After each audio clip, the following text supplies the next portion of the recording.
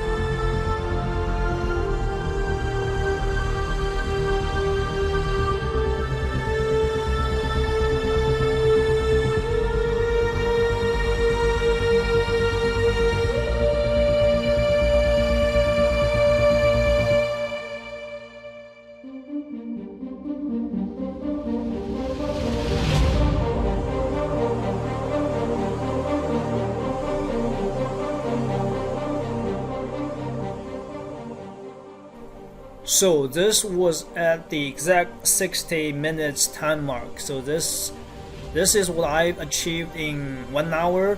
Mainly just golden armors, weapons stuff. But I think I'm gonna paint the bandages a little bit. I'm gonna use white to cover all the bandages to see how it looks like.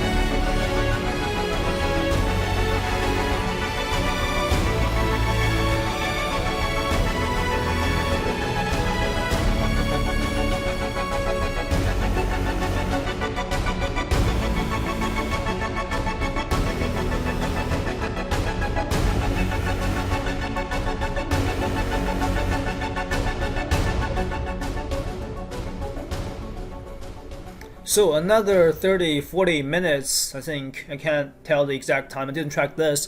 But anyway, most bandages are colored, sort of roughly colored, and some skin tones, and then a little bit extra on the blades.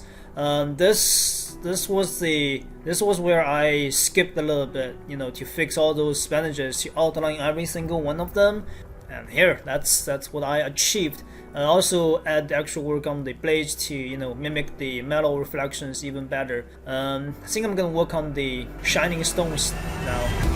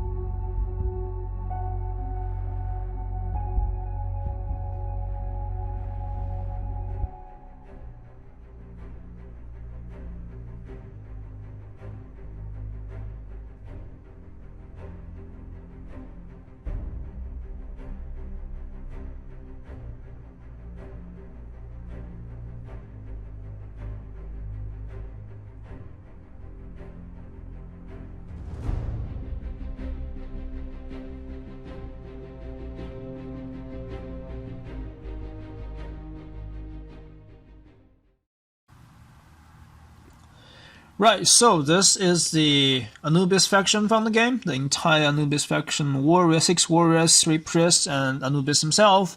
Anubis is not like finished, but is at a level I'm willing to leave it there on tabletop to play the game. So as you can see, this area here, the bandages on the mummy here, this area is not painted, not at all. I didn't even try, cause you don't really see it. It's right behind the blade. It's right behind this blade.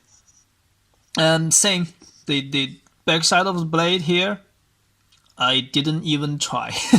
I did paint this area though. Those are the areas you might be able to see, but in a really rough paint job, just separating the colors. That's brown right there, that's ice yellow right here. I mean, not really ice yellow, but just white plus yellow, so it's kind of ice yellowish color.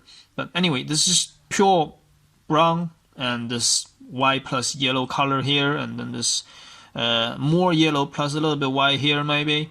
And then to the front, no, I didn't even bother to try. Not at all in this area. This is full black primer still here.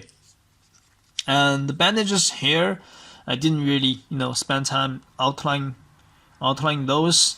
Like you can see I outline a little bit, but not really that detailed. And even bandages here, I skipped a little bit. You can see here, it's still in black primer.